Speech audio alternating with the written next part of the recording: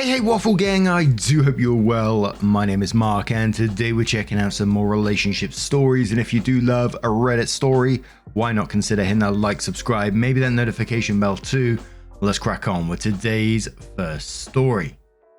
Now I just want to give you a warning before we do get into today's first story. There is talk of drug addiction within the story as well, so if you do want to skip it, feel free to do so. Timestamps are always down in the description and along the timeline below. Thank you. And this one's from Feisty Cupcake 7060 and says, "Am I the arsehole for insisting my sister uphold her end of our custody agreement?"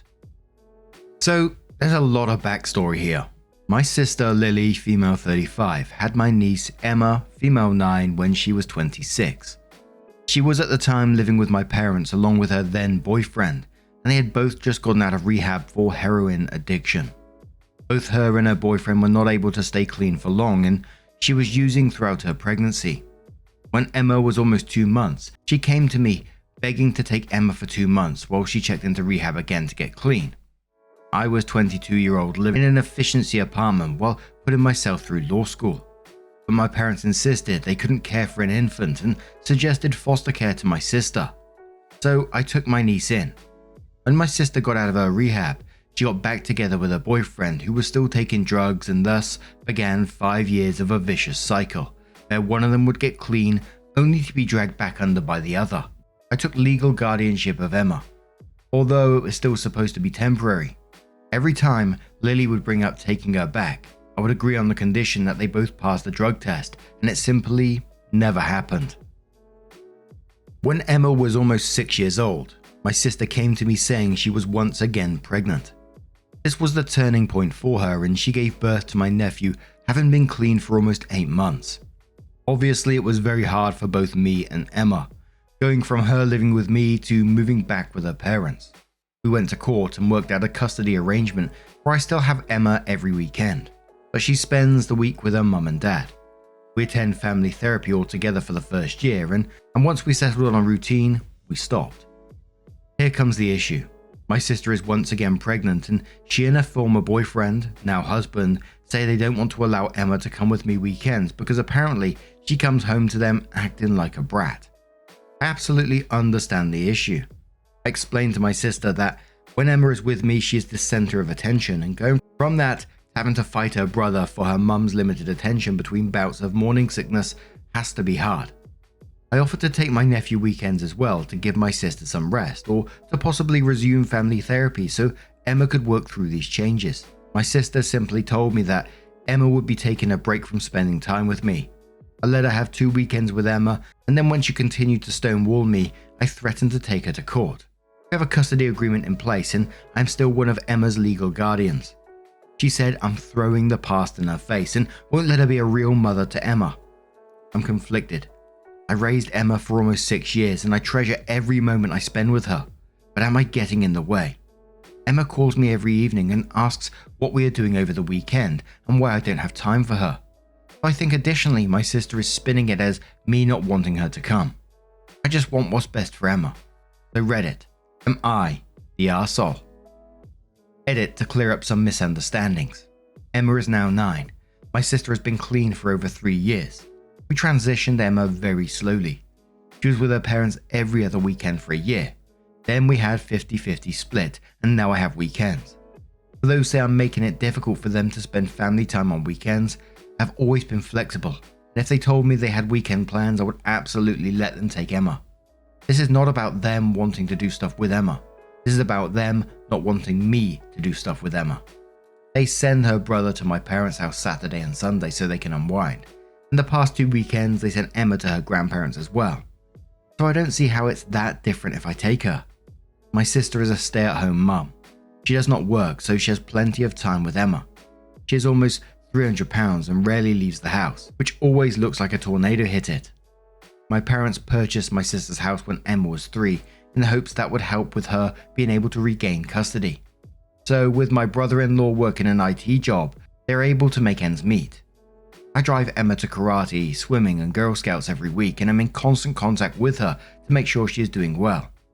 My brother-in-law has relapsed twice in the past 3 years, but he was kicked out of the house both times, so Emma wasn't forced to witness anything. For those saying that they are using Emma as a babysitter, I really don't think so. My sister rarely leaves the house, and I make sure Emma has lots of activities because I think it's important that she is out of the house and active.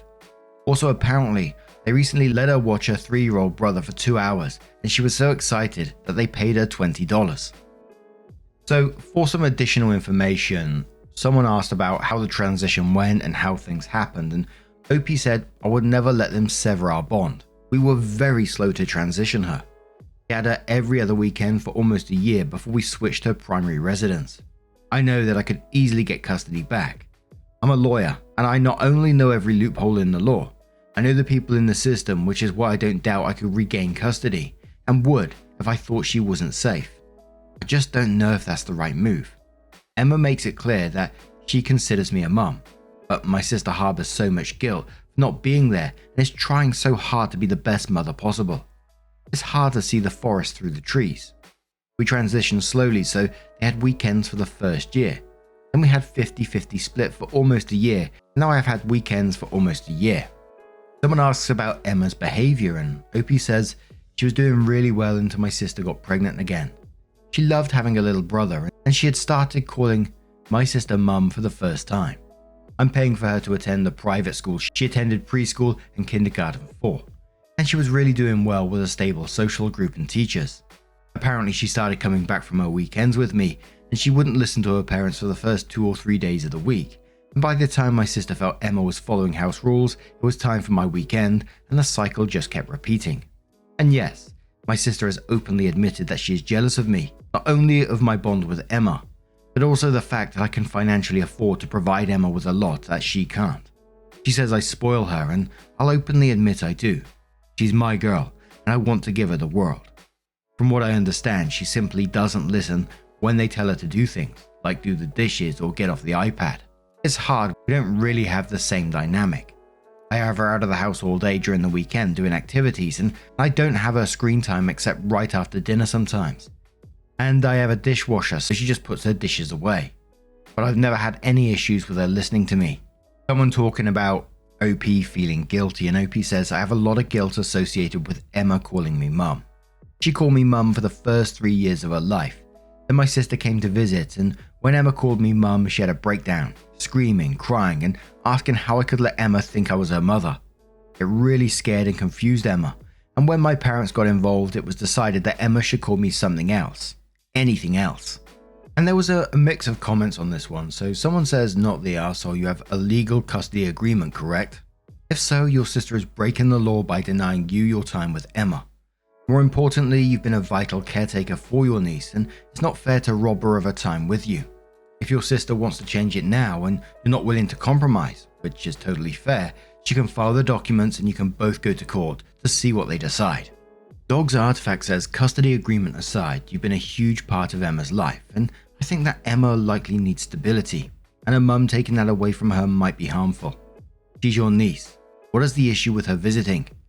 I know you mentioned your sister has stated her daughter comes home acting like a brat, so it is possible Emma is acting out because you were effectively her mum for 6 years? That's a long time for a kid. What's the situation at home? Not to poke what I'm sure is a sore spot, but your sister doesn't have a great track record. If she's changed, great. Again though, Emma was a huge part of your life, and she's not used to having siblings, new home, etc. A mum taking it away just like that is inconsiderate of a child's needs and feelings. I have a strong feeling that your sister is jealous of you. Emma might just want to spend time with you instead of her, so she's preventing Emma from visiting.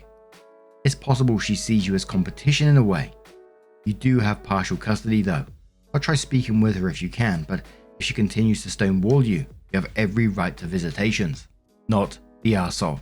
Mel says, "I can't decide which way to vote. You've essentially been a foster parent for 6 years, but now you need to dial it back a bit and allow the parents to be parents.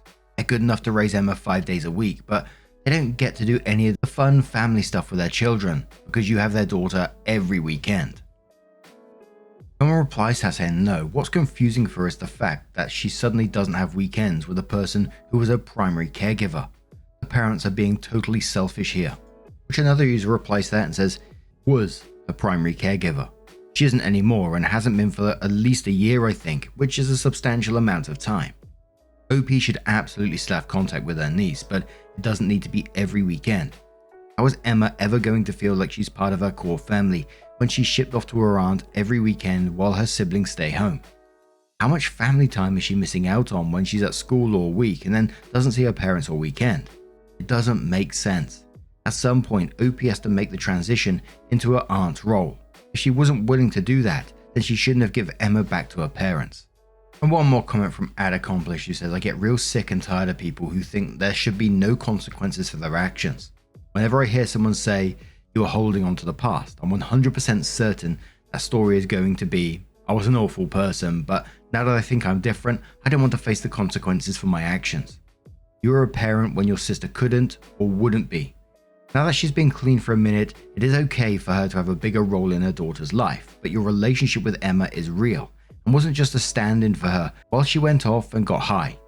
You must be considered, and so must Emma. She isn't Emma's only parent anymore, and she has to accept that, and accept that this was her own doing. You stepped up when no one else could. Don't hesitate to bring this up to advocate for you and your daughter.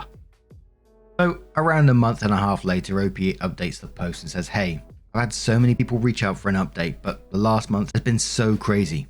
Firstly, I will link my original post here, and then shares the link. So in short, my sister gave birth, and now I have custody of all 3 children. I took Emma to an emergency therapy session, and she revealed a lot of mental manipulation that Lily had been doing. Apparently my sister told her that she had to beg me to take her as a baby, but I never wanted her and gave her back as soon as I was able. Giving my sister credit where it is due, I did not originally want to take my niece in. I was in my first year of law school, living in an efficiency apartment and flat broke.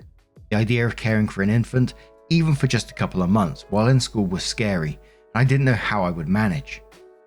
I relied heavily on government assistance and my parents. That didn't mean I didn't love her or that I wanted to give her back. I was trying to do what I thought was best for her at every turn. After the therapy session, I filed for an emergency custody order, citing parental alienation, but also the ace up my sleeve that my sister was using marijuana, which violated her conditions under which she could have custody. It's not legal in my state, and she doesn't have a prescription either. I requested a drug test and a home visit, but I also cited the state of the home. I had said that the house was a mess, but it was to the point of being a health hazard and a hoarding situation. I was granted emergency custody, and CPS showed up at my sister's door on the following Monday. I knew this much was going to happen. I said on my previous post that I was confident in the fact that I could get custody back, and that this is because I was aware of her use of weed. To be clear, I didn't see it as a problem. She gets migraines and uses it. However, I was not above weaponizing it if need be. This is, however, where everything went off the rails unexpectedly. Some people on the last post said that I clearly dislike my sister. I don't, I love her, and I think that most of her troubles are due to her trusting nature and the people she surrounds herself with. However, I will be clear, I hate my brother-in-law. When CPS arrived, they found that my brother-in-law had been growing not only marijuana in the basement, but also psychedelic mushrooms. When they drug tested both of them, they found not only marijuana in their systems, but several other drugs, including fentanyl, which was probably laced with whatever they were using. They immediately removed my nephew and reached out to me to take him. They were both arrested on charges relating to my brother-in-law's horticultural activities in the basement. I can honestly say I didn't see it. I knew she was depressed, but I didn't see any signs of her using again. And the fact that she was pregnant and using, words can't express my betrayal. I adjusted to life with 2 kids very quickly, but I knew that she was going to have another infant soon. So I visited my pregnant sister in jail, and I made a deal with her. She gave up all parental rights to all 3 kids in exchange for me paying her bail and providing her with an attorney so that she had the best possible chance of avoiding jail time. Unfortunately, I had to also bail my brother-in-law out and pay for his attorney fees. She gave birth a week ago. Thankfully, she didn't have to give birth in jail, and thankfully, my second nephew seems to be healthy despite her drug and alcohol use. I have full custody of Emma and both her brothers, and I'm in the process of filing for legal adoption, which is far different than guardianship. I don't have doubts I will be successful given both parents signed away their rights. I know I'm doing the right thing. The past has shown me that I don't want to be in limbo, waiting for her to be clean long enough to take the kids back. has also proven to me that I can't trust her. I don't want to co-parent with someone who will lie and manipulate like she did. Emma is thriving. I've literally never seen her happier, and despite some sleepless nights, the baby and I are doing well. I worry most for my 3-year-old nephew, Ian. He is doing well so far, but I don't think it has sunk in that this is permanent. We will definitely be doing family therapy. I hope that I have covered everything. Thank you so much to everyone who convinced me that everything was not right with Emma. Without you, I don't like to think what could have happened. Edit. I've seen a lot of concern in the comments about my sister having another baby. It is very unlikely. The reason she had Emma in the first place was because she wasn't on any form of birth control because she thought she couldn't get pregnant. When she was a teenager, she had to have one of her ovaries removed, and the doctor said there was very little chance of getting pregnant. Emma was breached when she was born, so my sister had to have a cesarean, and thus had a cesarean with both other children. According to the doctor, when my latest nephew was born, there were complications, and due to extensive scarring in addition to only one ovary, the doctor told her that it's very unlikely she will have more children. It's not impossible that she could have another child, but the chances are so low that with everything else I need to worry about, I'm choosing not to worry about that for the time being. Someone asked OP about their law school, and they said, I finished law school almost 7 years ago. I worked as an ADA fresh out of law school, and now I work as a criminal defense attorney, occasionally work in some family law cases. I'm taking a business certification in international law right now as I was raised in Europe, now live in the States, and I was interested in possibly switching to being an attorney for an international company with the possibility of travel. Now I'll have to take the kids into account with any job changes. I spent my childhood always traveling, and although I love different cultures I was introduced to, I never had a chance to put down roots. Someone asks about has OP's parents chimed in any of this, and OP says, my parents and I are taking a break from each other. When I filed for emergency custody, my parents were livid and we both said some things. I understand their position. It really seemed like my sister's family had pulled it all together. My parents thought I was trying to ruin that. I think that things changed when everything shook out. This is the first time they have refused to bail my sister out, but they haven't reached out, and I'd rather give it some time. I'm sleep deprived and overwhelmed right now, and I don't want to say anything more I might regret. Wow, that was an incredibly sad read, but relieving for the children at the same time, but also worrying about their future and how they're feeling. Oof. And whenever we cover stories with children, it always absolutely breaks my heart to think what that they must be going through, how confusing things must be. And don't get me wrong, I feel for anyone who's going through addiction issues. I'm not making excuses for behavior, of course. And for OP at 22 years old to initially take in Emma and then take in the brothers later on. Wow. I'm not sure what it's like to be a lawyer, but I can imagine it. I imagine it's a pretty stressful job with lots of investigation, lots of time spent, etc. And to be doing that as well as 3 children, a baby as well, I feel myself just sweating just thinking about that. Holy moly. But the story also had me really wondering about the parents in this. Imagine seeing your 20-year-old daughter take on their niece and then take on other children and not stepping in and helping out. I found that really weird, and it sounds like that might even be a story in itself. But now I'm going to turn this one to you guys. What do you guys make of this situation? Let us know your thoughts down in the comments below. And just a huge thank you from the bottom of my heart for getting involved in today's stories. Your love, your support, your time always means the absolute world to me. And don't forget, at the very end of the video, there'll be a couple of playlists there that you can click on. They will automatically scroll through all the videos for you. So whatever you're up to whilst listening, I had someone who was prepping for Thanksgiving, and they sent me a picture of 2 trifles, and I haven't stopped thinking about those. Absolutely do love a trifle. Yum. Gone off again. Anyway, the videos will continue playing whilst you're making those trifles. And I'll see you in the next one. Take care. Much love.